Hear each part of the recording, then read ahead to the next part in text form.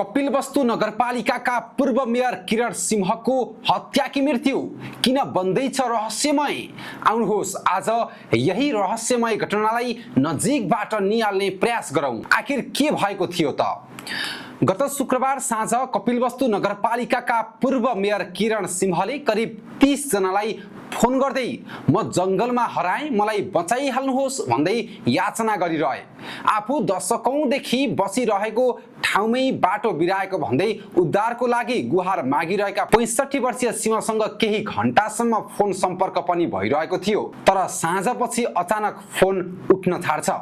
त्यसपछि सुरु हुन्छ खोजी कार्य। प्रहरी, सशस्त्र प्रहरी, आफन्त र स्थानीयवासीले राति करिब 2 बजेसम्म जंगल चहार्छन्। अर्को दिन शनिबार बिहानैबाट तालिम प्राप्त कुकुर समेत प्रयोग गरी खोजी कार्य सुरु गरिन्छ। तर सिंहको अवस्था भने अझै अज्ञात नै रहन्छ। तर उनको मोटरसाइकल भने तौलिहवा गुरुसिंगे सडक खण्ड अन्तर्गत तिलुराकोट जंगलभित्र फेला पर्छ। आइतबार फेरि खोजी सुरु गरिन्छ।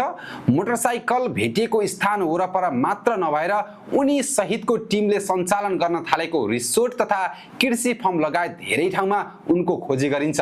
तर आइतबार दिउँसो मोटरसाइकल भेटिएको स्थानभन्दा करिब 700 मिटर पर बाक्लो झाडी र खोल्सापारी सिंहको शव फेला पर्छ।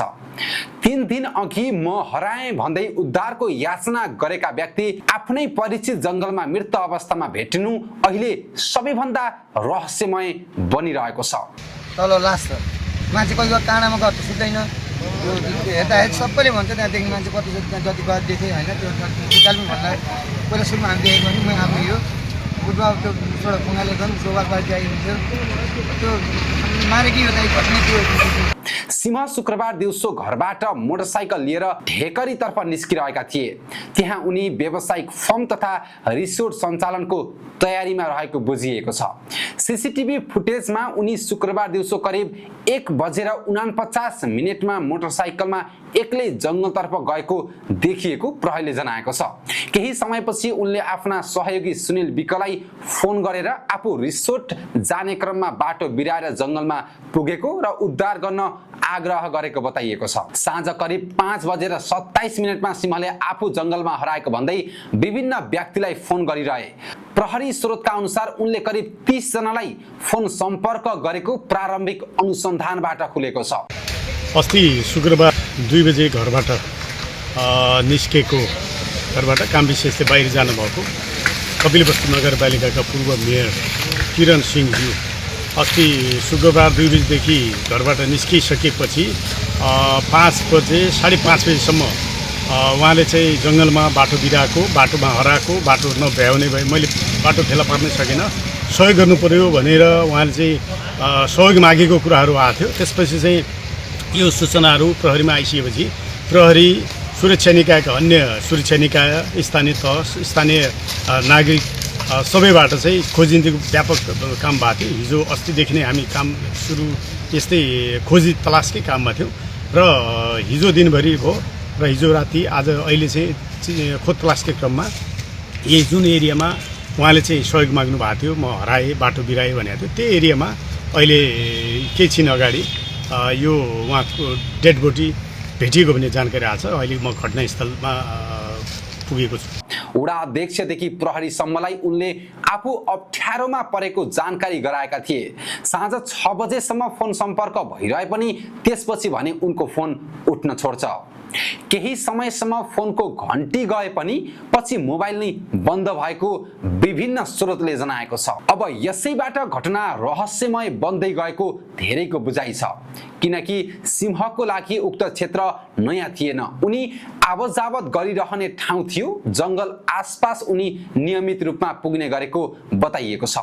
त्यसो भए उनी किन नियमित बाटो छाडेर जंगलतर्फ गए? एउटा रहस्यमय प्रश्न चिन्ह खडा भएको छ।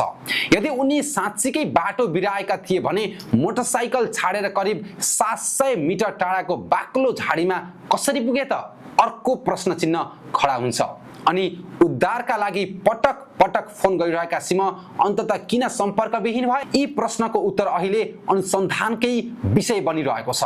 सिंहको मोटरसाइकल जङ्गलभित्रको फायरलाइन क्षेत्र नजिकै भेटिएको थियो, तर उनी भने त्यहाँ थिएनन्। शनिबार दिनभर सोही क्षेत्रमै खोजी गर्दा पनि नभेटिएका उनी आइतबार भने स्थानीयले मोटरसाइकल भेटिएको स्थानभन्दा करिब 700 मिटर पर बाक्लो झाडीमा उनको शव देखेपछि अहिले घटना झनै रहस्यमय बन्दै गएको छ। घटनास्थलमा सिंहको हेलमेट, पर्स, मोटरसाइकलको चाबी समेत भेटिएको प्रहरीले जनाएको छ। हेलमेट टाउकोबाट निकालेर नजिकै राखिएको अवस्थामा भेटिएको पनि बताइएको छ। शव उत्तानो अवस्थामा थियो। शरीरमा तत्काल देखिने ठूलो चोटपटकको निशानी नदेखिएको प्रहरीले जनाएको छ, तर शवबाट तीव्र गन्ध आउन थालिसकेको पनि प्रहरीले बताएको छ। त्यसैले अहिले नै सिंहको मृत्यु कसरी भयो भन्ने विषयमा निष्कर्षमा पुग्न नसकिने प्रहरीले जनाएको छ। जिल्ला प्रहरी कार्यालय कपिलवस्तुले घटनाको सूक्ष्म अनुसन्धान अघि बढाएको छ। घटनास्थल, सिंहको पछिल्लो गतिविधि, फोन सम्पर्क, सीसीटीभी फुटेज र अन्य परिस्थितिलाई जोडेर अनुसन्धान भइरहेको प्रहरीले जनाएको छ। पोस्टमार्टम रिपोर्टपछि मृत्युको वास्तविक कारणबारे थप स्पष्ट हुने अपेक्षा लिएको छ। यसैबीच सिंहको निकटस्थ तथा स्थानीयवासीले भने मृत्यु शंकास्पद भएको दाबी गर्दै निष्पक्ष छानबिनको माग समेत गरिरहेका छन्। अनुसन्धानका क्रममा सिंहको घरबाट भेटिएको चेकबुक तथा आर्थिक कारोबारसँग सम्बन्धित केही कागजातलाई पनि प्रहरीले अनुसन्धानको दायरामा राखेको बताएको छ। केही कागजात र प्रारम्भिक सोधपुछका आधारमा उच्च ब्याज दरमा आर्थिक कारोबार गरेको हुन सक्ने विषय समेत अनुसन्धानमा जोडिएको छ। तर यी विषय सिंहको मृत्युको कारणसँग जोडिएका हुन् वा होइनन् भन्ने कुरा भने अहिलेसम्म प्रमाणित भइसकेको छैन। त्यसैले आर्थिक कारोबार सम्बन्धी आरोपलाई प्रहरीले अनुसन्धानको एउटा पाटोका रूपमा मात्र हेरिरहेको छ। 65 वर्षीय सिंह नेपाली कांग्रेसबाट कपिलवस्तु नगरपालिकाको मेयर निर्वाचित भएका थिए। उनी यसअघि उपमेयर समेत बनेका थिए। 2079 को स्थानीय तह निर्वाचनमा भने उनी पराजित भएका थिए। पछिल्लो समय उनी कांग्रेस कपिलवस्तुको जिल्ला कार्य समितिमा सक्रिय रहेका थिए। जंगलमा जानुको कारणदेखि अन्तिम फोनसम्म, मोटरसाइकल भेटिएको स्थानदेखि सब भेटिएको झाडी समेत घटनाका हरेक कडी अहिले अनुसन्धानको केन्द्रमा रहेका छन्। के सिंह साँच्चीकै जंगलमा बाटो बिराएर त्यहाँ पुगेका थिए त? यदि त्यस्तो हो भने उनको मृत्यु कसरी भयो? वा घटनाभित्र अझै बाहिर आउन बाँकी कुनै अर्को पाटो छ? यी प्रश्नको जवाब पोस्टमार्टम रिपोर्ट र प्रहरीको अनुसन्धानपछि मात्र खुल्नेछ। पूर्व मेयर किरण सिंहको मृत्यु अहिले केवल एउटा दुखद घटना मात्र नभएर गहिरो रहस्यमय घटना बनेको छ। 21 वर्षदेखि अनवरत सेवामा समर्पित मालिका ड्राइभिङ इन्स्टिच्युट। मोटरसाइकल, स्कुटर र कारको लाइसेन्स प्राप्ति गर्न ड्राइभिङ सहित सम्पूर्ण प्रक्रियाको लागि हामीलाई सम्झनुहोस्। आफ्नै ट्रायल सेन्टर भएकोले प्रशस्त अभ्यास गराइन्छ। पुनश्च सम्पूर्ण प्रकारका ब्याट्री पनि पाइन्छ। एक्सिड र लुमिनोस कम्पनीको आधिकारिक विक्रेता। सञ्चालक महेन्द्र भुषाल। मोबाइल 9857050134। बारगंगा 1 जितपुर कपिलवस्तु। साइन रेसुङका बैंक भएको घर।